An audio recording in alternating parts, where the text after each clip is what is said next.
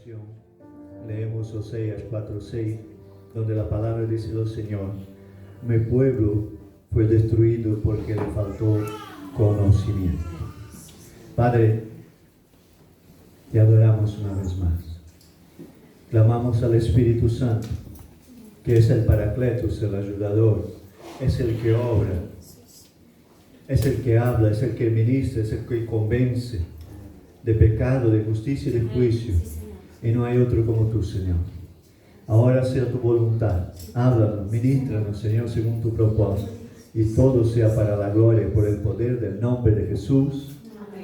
Amén. Qué bueno poder adorar al Señor. Qué bueno poder dar gloria a su santo nombre, sentir su presencia. Aquí en la tierra, mientras estamos involucrados con nuestra vida natural, con nuestros quehaceres, con nuestros trabajos, familia, necesidades, tenemos momentos y tiempos delante de la presencia del Señor. Pero cuando estemos en el cielo, estaremos en su presencia para siempre. Y allí la adoración será constante. Y yo puedo confesar de que nosotros, yo creo que ni sabemos exactamente qué es vivir en una adoración todo el tiempo. Pero los ángeles del Señor sí lo saben, los serafines, los querubines, porque ellos viven en adoración todo el tiempo. Aunque tú y yo somos invitados a vivir en adoración al Señor en todo momento. Sea en la iglesia, sea en nuestra casa, sea en el trabajo, sea donde sea. Bueno, ese texto de la palabra del Señor que yo he leído solamente la primera parte, lo quiero leer ahora en la nueva traducción viviente y quiero leer todo el versículo. Porque a veces nosotros solo citamos la primera parte del versículo, de Oseas 4:6. Mi pueblo está siendo destruido porque no me conocen. Voy a leer la nueva versión, la Reina Valera 1960. Mi pueblo fue destruido porque le faltó conocimiento. Ahora voy a leer la nueva traducción viviente. Mi pueblo está siendo destruido porque no me conocen. Así como ustedes, sacerdotes, se niegan a conocerme, yo me niego a reconocerlos como mis sacerdotes. Ya que olvidaron las leyes de su Dios, me olvidaré de bendecir a sus hijos. Eso es lo que dice la palabra del Señor. Entonces, como hemos tenido, los que hemos podido estar, ayer hemos tenido un día en el campo, ha sido un día precioso, maravilloso, ha sido un tiempo de comunión, un tiempo de intimidad, un tiempo en un momento como este, cuando pasamos el día juntos, podemos tener esta conversación con el hermano que a lo mejor cuando vengo al culto a la iglesia no puedo tenerla, porque no hay tiempo. Pero como ayer estuvimos allí en el campo, todos juntos, entonces hemos podido tener ese tiempo de comunión y de intimidad. Y Dios me hablaba de la necesidad, de la gran necesidad que hay en la vida de los hijos de Dios de tener intimidad. Intimidad con los hermanos, es decir, comunión, pero también intimidad con el Padre. Porque la gran verdad es que nuestra nación necesita un avivamiento. ¿Cuántos están de acuerdo? España necesita un avivamiento. Amén. Amén. Yo lo creo. Yo creo que España necesita un gran avivamiento. Pero no solo España. Todo el mundo en este exacto momento necesita de un avivamiento. Pero es que el avivamiento tiene un canal establecido para venir, y es la iglesia.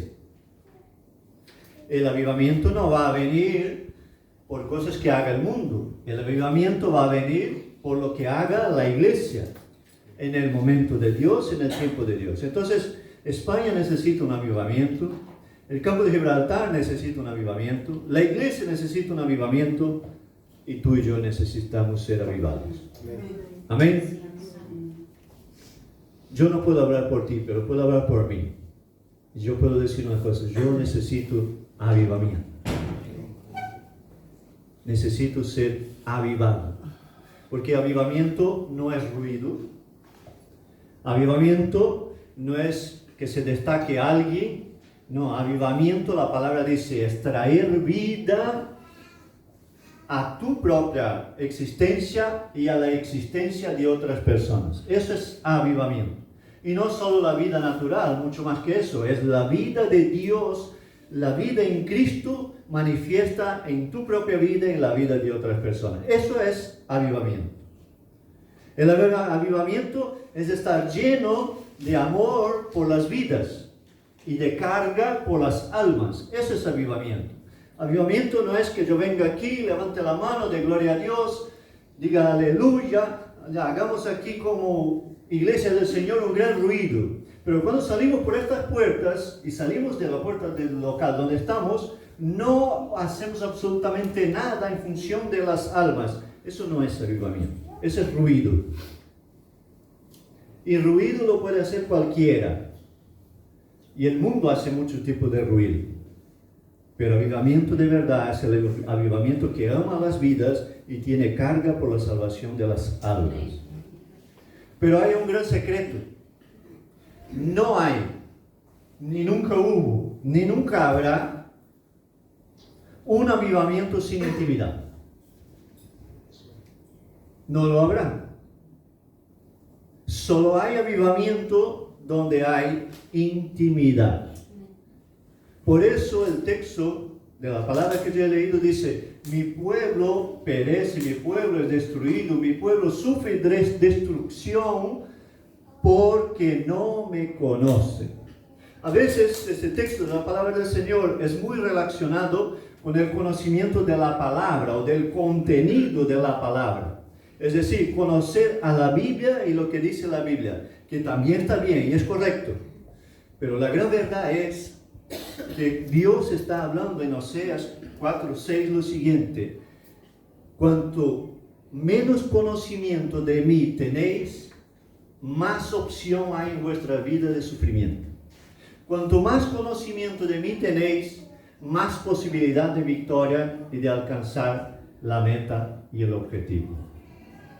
Es lo que Dios está diciendo. Incluso este texto no es muy usado, pero Dios aquí no está hablando solo con el pueblo de Israel, está hablando con el sacerdocio, está hablando con el liderazgo y está diciendo lo siguiente: un liderazgo sin intimidad con Dios no puede llegar a buen puerto, así como una vida en Cristo sin intimidad con Dios tampoco lo puede. Entonces, si tú y yo no buscamos intimidad con Dios, perdemos. O mejor podemos decir, dejamos de ganar. Porque el avivamiento solo va a venir cuando tú y yo busquemos de todo nuestro corazón intimidad con el Señor. Intimidad con el Señor tiene que estar acompañado de hambre de Dios, hambre de palabra, hambre de oración, hambre de recibir del Señor, hambre de recibir más de Dios. No hay cómo tener intimidad si yo no tengo deseo de estar con la persona. Vamos a usar el ejemplo del noviazgo. Un noviazgo a distancia normalmente no funciona, ¿verdad? Y uno cuando está de novio con alguien, todo y lo único que quiere hacer cuando uno está enamorado es estar junto a la persona de la cual está enamorado. Los que están casados o están de novio lo saben. ¿O no es así? Yo no sé vosotros, pero yo solo quería ir de mi casa a 3 kilómetros a una casa que había una calle por ahí cerca en otra barriada, que es donde vivía mi esposa, en aquel momento mi novio. Y no sé vosotros, pero uno cuando está enamorado hace cosas increíbles. No te preocupes, cariño, que no voy a contar ninguna de ellas. Porque está enamorado y tiene deseo de estar con la persona amada. Entonces, yo entiendo que en la vida espiritual no todos los días nos despertamos con deseo de orar. No todos los días nos despertamos con deseo de adorar al Señor. No todos los días despertamos con deseo de leer o de estudiar la palabra. Pero si dejamos que la carne sea la que dirija nuestras actitudes y nuestras decisiones, no llegaremos a la intimidad. Porque para la intimidad también hay y necesitamos que tener disciplina. A la carne hay que disciplinarla a través de la administración del Espíritu. A la carne hay que decir, hoy hay que orar. Y te voy a decir más, la Biblia nos enseña sobre la autoministración. Pastor, ¿qué es eso de la autoministración? Que David dice, alma mía, y da un orden a su propia alma. Está en los Salmos. Y eso nosotros a veces también tenemos que hacer, porque en el invierno hace frío, la lluvia, ¿no? Uno está ahí con la mantita. Bueno, voy a despertarme media hora antes y voy a orar. Media hora es demasiado, Señor, 15 minutos. No, Señor, 15 minutos demasiado. No tengo palabra para 15 minutos, 5 minutos. 2 minutos, Señor. Bueno, 1 minuto. Cuando me despierto, me levanto y me voy y ya se fue el tiempo de orar. ¿Por qué? Porque es lo que quiere la carne. Pero la intimidad con Dios viene a través de una vida en el Espíritu. Para vivir la vida de la carne no hace falta hacer nada. Para vivir la vida del Espíritu sí que hace. Entonces, hermanos, el avivamiento no es cuando yo me voy por allí feliz con el predicador. Eso no es avivamiento. El avivamiento es cuando yo voy por allí contristado conmigo mismo. Porque sé que me queda. Sé que me falta. Sé que puedo llegar más. Sé que puedo hacer más. Y no es que Dios necesite que tú y yo haga algo para Él hacer la obra. Él no necesita. Pero Él quiere que tú y yo participemos de la obra. Y para que participemos de la obra tenemos que estar en la obra.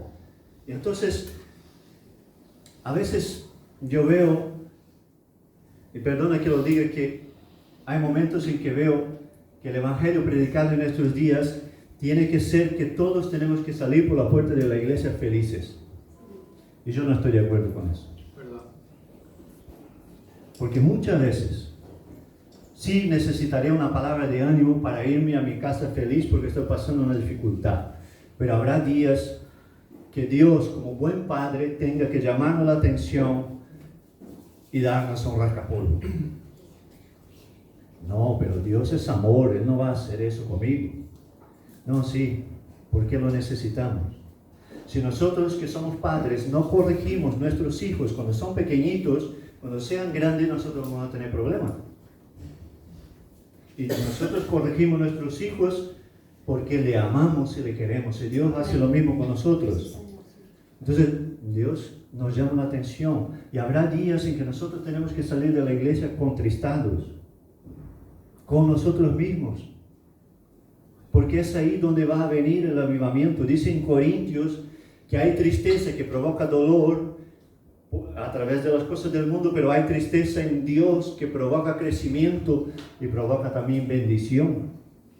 No significa que tenemos que estar, hermanos, todos los días tristes, ¿no? No estoy hablando de eso. Estoy hablando de que habrá momentos en nuestra vida con el Señor que Dios nos va a hablar de una forma objetiva, clara, directa, y que nos va a decir que tenemos que disciplinar nuestra carne para poder vivir en el Espíritu. Y con eso alcanzaremos la intimidad y el avivamiento. Y quiero decir una cosa. Yo he visto varias veces en la iglesia del Señor el de repente de Dios. Y seguramente tú ya has visto también el de repente de Dios en la iglesia. Ah, pastor, ¿qué es eso del de repente de Dios? En una congregación, de repente Dios obra un milagro. De repente Dios obra una sanidad. De repente Dios aviva toda una congregación y esta congregación incendia, ¿no? Con el fuego del Espíritu toda una ciudad, toda una región. Pero quiero decirte que para que ocurra el de repente de Dios, a veces hace falta tiempo de intimidad. Cuando hay tiempo de intimidad en el momento de Dios, Él viene con su de repente. De repente ocurre un milagro, de repente viene la sanidad, de repente viene la provisión, de repente viene la multiplicación. Pero mientras esperamos el de repente de Dios, nosotros tenemos que estar disciplinando la carne, viviendo en el Espíritu y buscando intimidad. Y la intimidad viene con el convivio, con el diario vivir. Después de estar casado 34 años, como yo estoy con mi esposa, yo conozco una mirada de 1000 palabras. Los que están casados, levanta la mano, los hombres ahí. Levanta, no encoja la mano, levanta.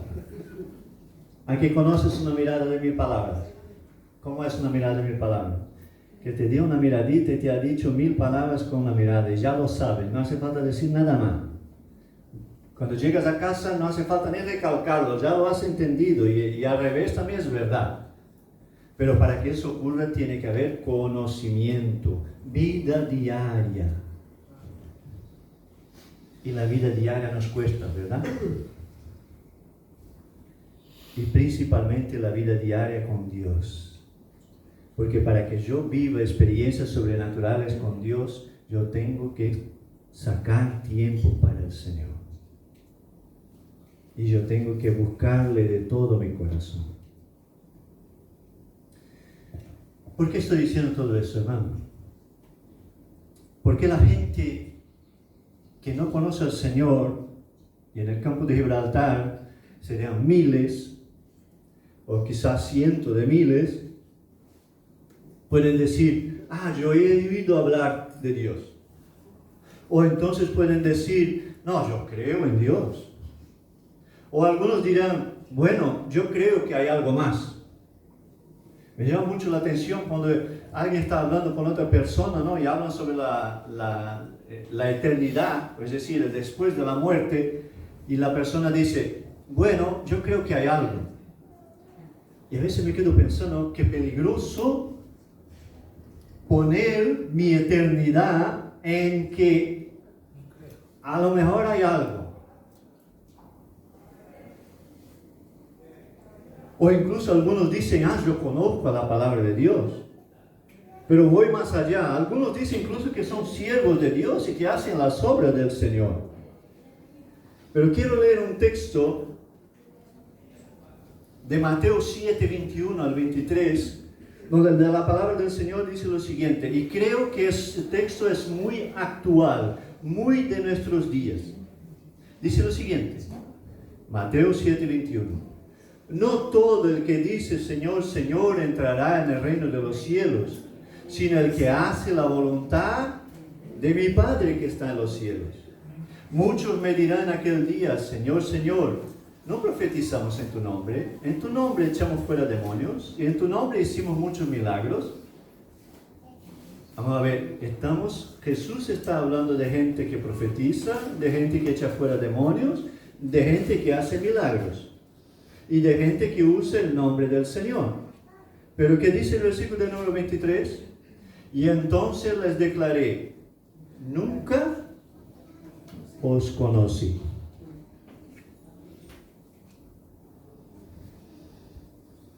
Apartaos de mí, hacedores de maldad.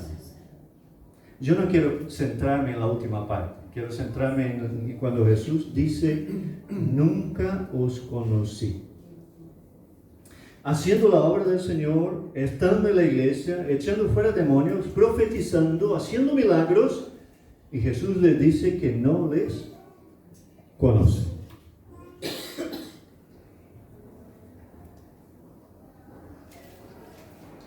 ¿Eso qué es? Significa que yo puedo estar en la iglesia, yo puedo servir al Señor, yo puedo conocer la palabra del Señor, yo puedo conocer el proceder de la iglesia, yo puedo conocer el actuar de los creyentes, pero puede que yo no conozca a Dios. Y peor, que Él no me conozca a mí.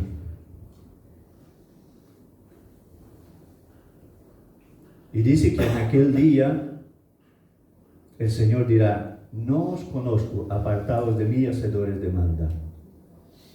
¿Qué quiero citar con este texto, hermano?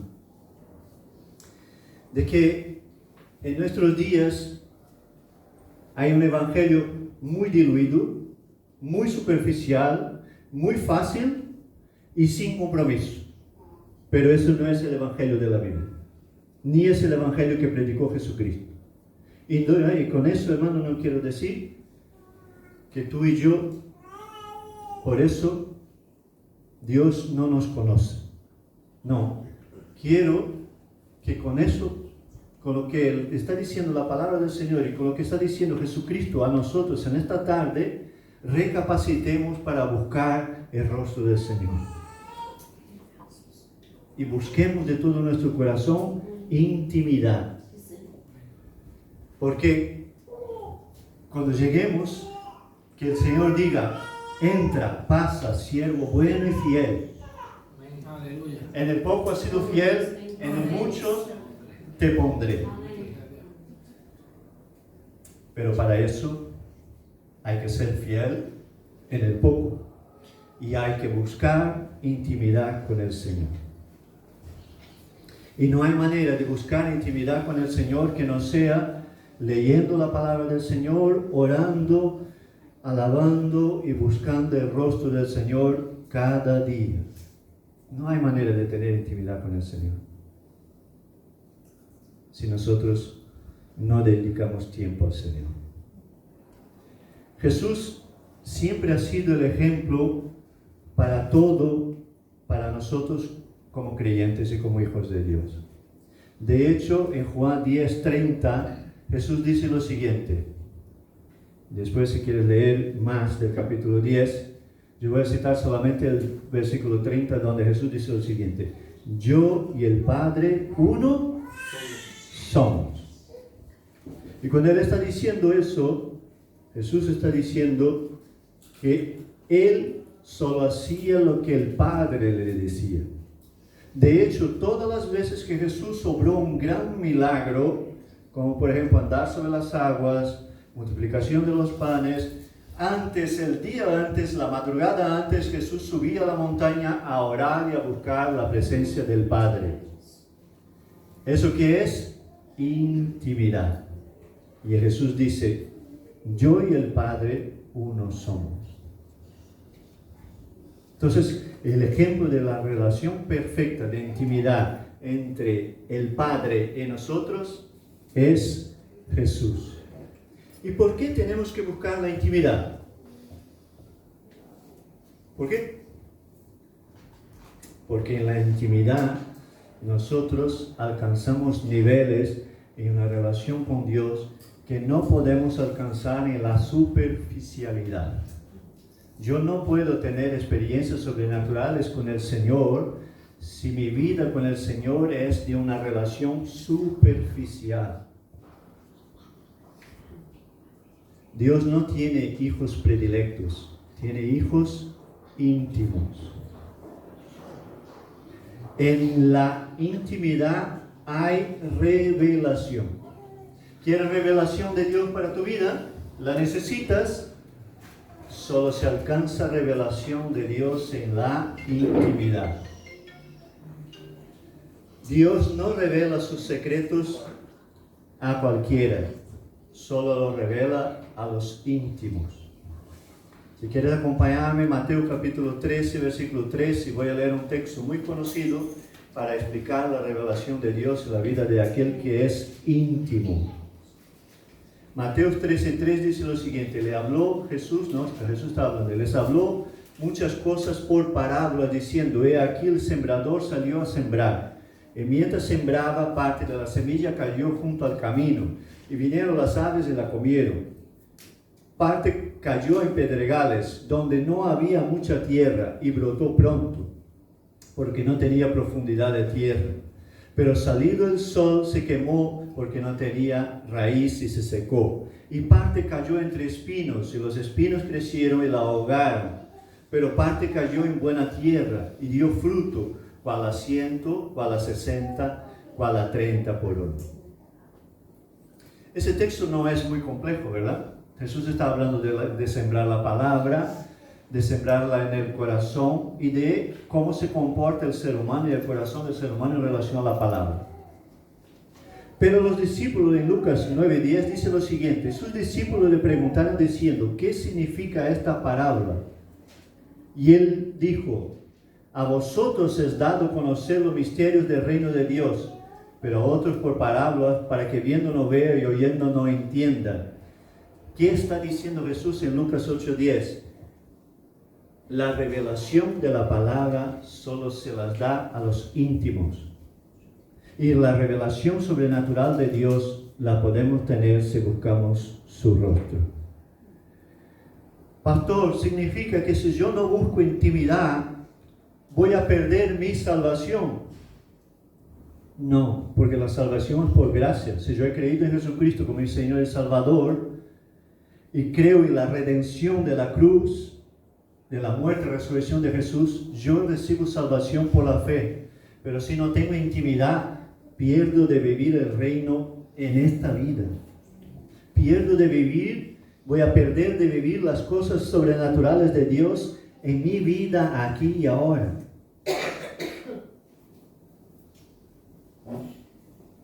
Entonces, Dios da revelación de lo sobrenatural a todos aquellos que buscan su rostro. Y a veces tú y yo necesitamos revelación de Dios.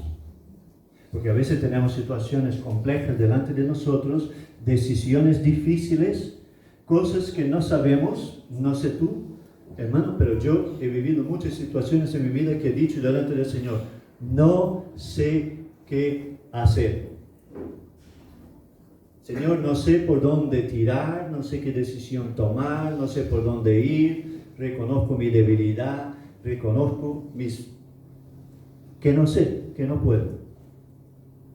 Y ir llorando, humillarme en la presencia del Señor y el Señor venir a través de la palabra, a través de un sueño, a través de una profecía, a través de una predicación y decir, hijo, por aquí, por allí no, por aquí. Y entonces poder tomar la decisión correcta porque Dios me revela su voluntad. Porque tú y yo necesitamos revelación de parte del Señor. Si nosotros vamos a leer el Nuevo Testamento y leemos las cartas de Pablo, hay una situación muy interesante donde Pablo dice lo siguiente: y tenía yo en mi corazón pasar por determinado sitio, ir allí y predicar el Evangelio, pero el Espíritu Santo del Señor me dijo que no. Y entonces no fui a este sitio, y fui a otro que me indicó el Señor. Y podemos preguntar, pero vamos a ver. El deseo de Pablo no era genuino de ir a tal sitio y predicar el Evangelio en aquel lugar, porque allí habían almas que necesitaban escuchar del amor de Dios. Pues sí, pero Dios dijo no. ¿Por qué? ¿Porque Dios no ama las vidas que estaban allí? No, porque no era el momento, no era el tiempo de Dios. Las cosas de Dios deben ser hechas en el tiempo de Dios. Y para conocer el tiempo de Dios necesitamos revelación. Y la revelación viene a través de la intimidad. Y a través de la intimidad, el avivamiento. Seguramente tú ya lo has vivido. Yo sí lo he vivido. Que cuando hay situaciones complejas en la vida y Dios te abre una puerta donde parece que no hay ninguna salida y ves que era totalmente de Dios porque nadie lo sabía, en este momento te regocijas y dices, gracias Señor, porque esta oración estaba delante de ti en tu presencia y no lo sabía nadie, solo tú. Eso es intimidad. En la intimidad también es verdad que nosotros conocemos los fallos de la otra persona, ¿verdad? Aquí cuando estás enamorado, la persona de quien está enamorada es perfecta. Hasta puede estar de la manera que sea, huele bien. Pero después, con el tiempo descubres que esta persona no es perfecta. Y peor, descubrí ella que tú tampoco eres perfecto. Pero ¿sabes cuál es lo bueno de la intimidad con Dios? Es que en Dios no hay imperfección. Y todo lo que descubramos de Él es bueno, es perfecto, es santo, es agradable. ¿Y sabe qué? Que aún nosotros, siendo pecadores, Él nos revela sus cosas a nosotros siendo pecadores.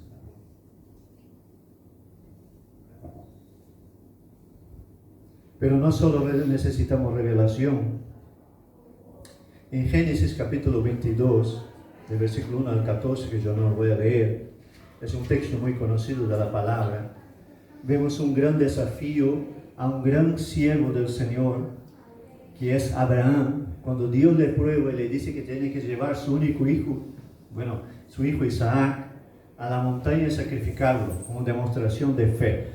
Y entonces vemos a un Abraham obediente, un Abraham que no se queja, un Abraham que coge su hijo y el cuchillo y camina 3 días en dirección a la montaña, que sube la montaña, deja a los siervos en la parte de abajo, y su declaración ahí al pie de la montaña es: quedaros aquí, que yo y el niño vamos a subir y vamos a adorar y volveremos aquí con vosotros. Pero cuando él estaba al pie de la montaña, no sabía él que iba a subir y a sacrificar a su hijo. Sí, pero Dios le había hecho una promesa a Abraham, y era que la semilla de él, que sería su hijo Isaac, iba a ser multitud. Es decir, a través de Isaac, Dios iba a crear una nación y una multitud. Él lo tenía claro: yo subo, sacrifico al niño, lo que Dios va a hacer no lo sé, pero sé que yo voy a bajar y voy a volver al pie de la montaña con mi hijo. ¿Eso qué es? Eso es intimidad. Él conocía a Dios, sabía que lo que Dios le estaba pidiendo era algo importantísimo, pero que Dios no le iba a fallar ni le iba a defraudar. Entonces, hermanos, en esta tarde yo quiero decirte, yo no sé las situaciones que tú estás viviendo ahora mismo, pero Dios ni te va a fallar ni te va a defraudar. Pero tú y yo necesitamos de intimidad para ver la manifestación de su gloria y de su poder. En la intimidad se alcanza la manifestación del poder de Dios. En la intimidad se alcanza sabiduría para entender qué fue lo que vivió Abraham en este momento, cuando lleva a su hijo ahí a la montaña. Yo como padre ya me he puesto y he leído ese texto un montón de veces y intento ponerme en la situación de Abraham. Y me cuesta mucho, es muy difícil, no llego ni a comprenderlo. Que coja a su hijo y lo lleve ahí para sacrificarlo. Pero también es verdad que aquel que tiene intimidad con Dios está dispuesto a hacer sacrificios. Y no digo que con sacrificios tú y yo tengamos que hacer sacrificios en esta tierra para alcanzar salvación, no. Estoy diciendo que tú y yo tenemos que estar dispuestos a sacrificar tiempo, a sacrificar muchas veces calidad de vida, a sacrificar intimidad con la familia, a sacrificar muchas cosas de nuestro diario vivir para poder tener intimidad con el Señor. Porque en la intimidad viene también la confianza y la fe plena. Porque necesitamos una fe inabalable en nuestros días. ¿Por qué? Porque nuestra fe y nuestra manera de vivir a través de la palabra del Señor es atacada cada día. Y si no nos damos cuenta de eso, es que no conocemos a la palabra. Porque nuestra fe y nuestra manera de vivir está siendo atacada cada día. Y el deseo del mundo es que la iglesia sucumba o que se derrumbe, mejor diciendo, delante de sus enseñanzas y filosofías huecas. Pero para que podamos sobreponernos sobre esa situación, hay que tener intimidad con el Señor. Hay que buscar el rostro del Señor. Hay que leer la palabra. Hay que estudiar la palabra. Hay que orar. Hay que recibir de Dios. Yo con eso, hermano, no estoy diciendo que no podemos disfrutar, que no podemos tener tiempo con la familia, que no podemos tener tiempo de ocio. No estoy diciendo eso. Ayer nosotros estuvimos reunidos ahí en el campo como iglesia y tuvimos tiempo ahí de adoración, de alabanza, pero tuvimos tiempo ahí de caminar por senderos, de paseos, de juegos, de disfrutar de la comunión y de la compañía. Pero tiene que haber tiempo de buscar el rostro del Señor. Porque solo a través de la intimidad vendrá el avivamiento. Y a través del avivamiento, la salvación de almas. Si hay intimidad, en nuestro corazón hay carga. Porque en el corazón de Dios hay carga por las almas. En el corazón de Dios hay amor por las almas. En el corazón de Dios hay preocupación por las almas que se están yendo cada día al infierno. Pero para que eso también esté en nuestros corazones, tiene que haber intimidad. Y del corazón de Dios se transfiere a nuestro corazón a través de la obra del Espíritu Santo.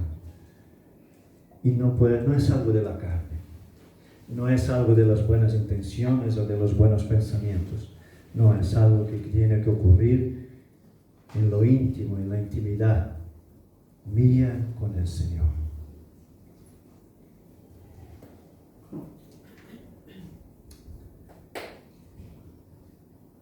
La religiosidad nos hace pensar casi siempre de una manera equivocada en relación a nosotros mismos y en relación a los que nos rodean. Pero la intimidad es totalmente al revés. Cuanto más nos acercamos al Señor, más nos hace vernos a nosotros mismos como somos, a Dios como Él es, y cuánto nos ama el Señor y cuánto ama el Señor a las vidas y a las almas. Porque no habrá amor y carga por las almas en nuestros corazones si no hay intimidad con el Señor. Porque Dios, como Padre que es, desea ver manifiesto en sus hijos su ADN, su naturaleza. A que tú sientes que eres padre o madre, sientes esta alegría cuando ves en tu hijo algo bueno reflejado en él. Algo malo no. Porque si vemos nuestro hijo imitando algo de nosotros que no es bueno, eso no. Pero si es algo bueno, nos alegramos.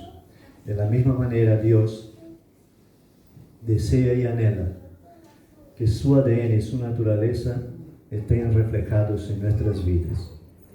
Y a través de eso, tú y yo seamos herramientas útiles en las manos del Señor. Te invito a que te pongas de pie.